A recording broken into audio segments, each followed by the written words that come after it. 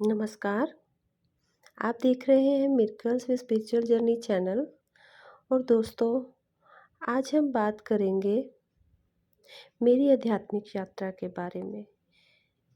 ये कब शुरू हुई, मुझे कब समझ में आया कि मैं एक आध्यात्मिक जर्नी पर चल रही हूँ। मैंने जब होश संभाला, खुद को बहुत ही दुखों में पाया, दुखी जीवन में मैंने खुद को पाया है। और मुझे कभी अ, समझ ही नहीं आता था कि मैं क्यों दुखी हूँ, इसका क्या कारण है। इतनी सैडनेस मैंने देखी है, इतना अकेलापन मैंने देखा है कि मैं कभी-कभी खुद से क्वेश्चन करती थी कि मेरी उदासी का कारण क्या है, मैं क्यों। और वो उदासी इतनी डीप, इतनी गहरी थी कि मैं भीड़ में बैठी भी उदास थी, अकेले में तो मैंने रहना ही उदास था। इतनी उदासी को मैंने देखा और झेला। और मेरी अब मुझे समझ आता है, मेरी लाइफ में लोग भी ऐसे-ऐसे आते रहे जो दुखों से भरे थे। उनकी दुखों की गाथा सुनते-सुनते मैं भी और दुखी होती थी। और इसके बाद कुछ ऐसे लोग मेरी लाइफ में आ गए जो मुझे दुःख देने वाले थे। जो ये चाहते ही नहीं थे कि मैं पल भर के लिए भी खुश हो पाऊँ।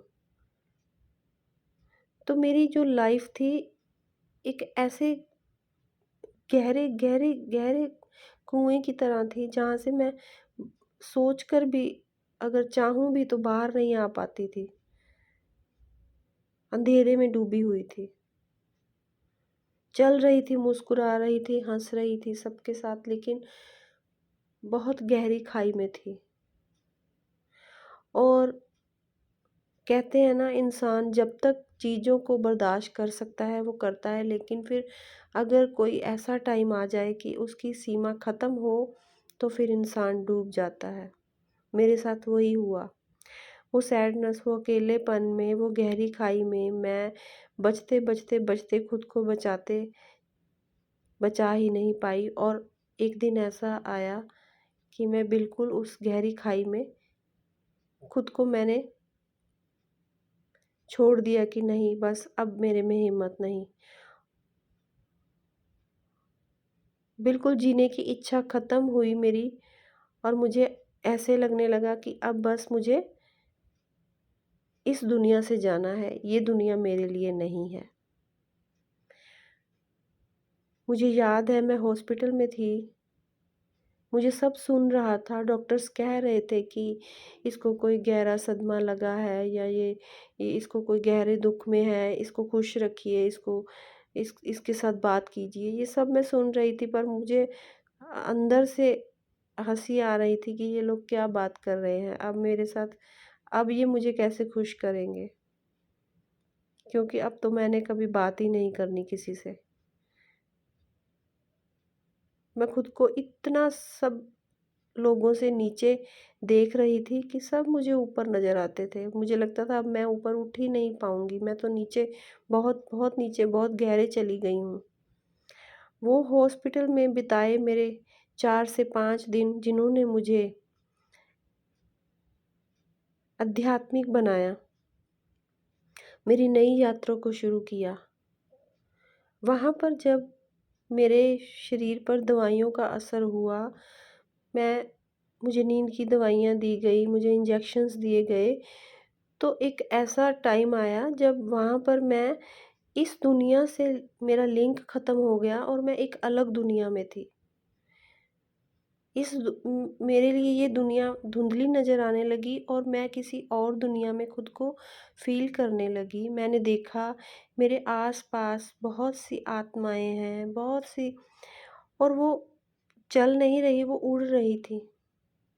उड़ने वाली आत्माएँ मेरे बिल्कुल मेरे फ़ेस के पास आकर वो मुझे कुछ कह रही थी, मेरे कानों के पास कुछ कह रही थी।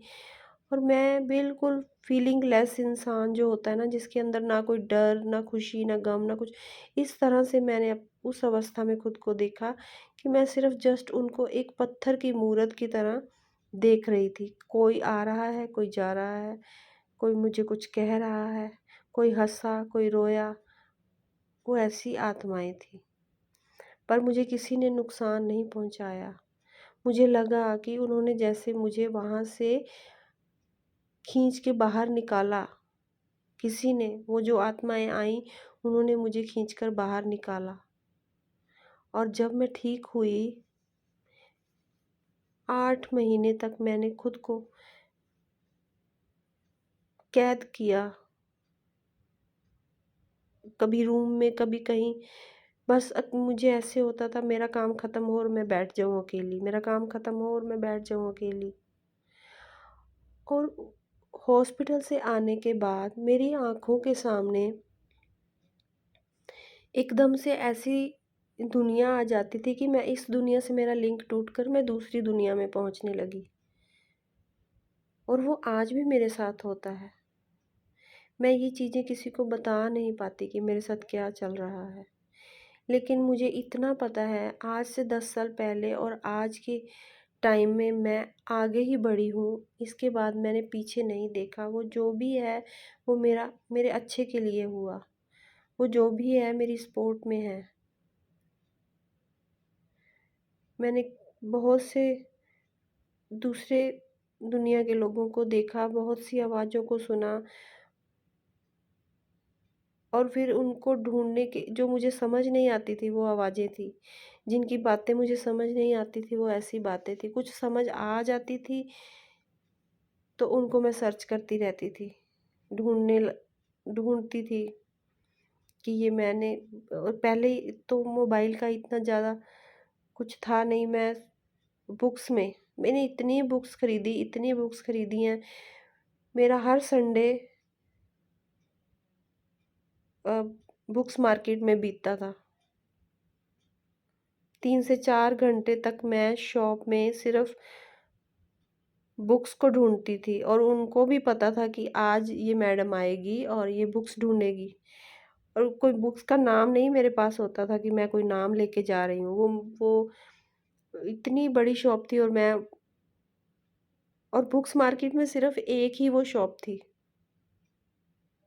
जिसमें आध्यात्मिक बुक्स, एस्ट्रोलॉजीज़ की बुक या दूसरी वास्तु की बुक्स या एंजल्स की, वो सब वहाँ मिलती थी। तो मैं वहाँ शॉप पे जाती थी संडे और बुक्स इकट्ठी करती थी बहुत सारी और घर ले आती थी। पूरा 1 वीक मैंने वो सारी बुक्स पढ़ी और फिर नेक्स्ट संडे मैं वहाँ जाने जाती थी शॉप पे। तो वहाँ पर जो शॉप पे थे, वो मुझे कहते कि मैम, आपको अगर इतना ही शौक है बुक्स का तो आप ऐसे कीजिए, आप इतने सारे पैसे वेस्ट करती हैं। आप हाफ़ रेट पर बुक्स ले जाएँ और जब पढ़ लें तो जब वापस करेंगे तो उसके सिर्फ़ हाफ़ पैसे ही मैं काटूँगा, हाफ़ मैं आपको वापस कर दूँगा। एक बार तो लगा कि शायद उनकी बात ठीक है। मैंने बोला ओके। लेकिन फिर मुझे ऐसे, जब मैंने बुक्स को पढ़ा और मैं वापस लेकर जाने लगी तो मेरे अंदर से आवाज़ आई, नो, मैं ये बुक्स कैसे दे दूँ? ये मेरी हैं। मुझे इतनी अटैचमेंट उन बुक्स से हो गई थी। वो आज भी मेरे पास पड़ी हैं। मैंने कोई बुक्स वापस नहीं की। मैं खरीदी, मेरी सैलरी का तीसरा हिस्सा बुक्स में गया है। 4 से 5 साल मैंने अपनी सैलरी का इतना पैसा बुक्स में डाला, मुझे नहीं पता, पर मुझे चाहिए थी। मैंने इतनी बुक्स पढ़ी और उन्हीं बुक्स ने मुझे उस दलदल से निकाला। मेरी यात्रा को एक नया मोड़ दिया और ये यात्रा आगे कैसे चली मैं अपनी नेक्स्ट वीडियो में शेयर करती हूँ आपसे। Thank you.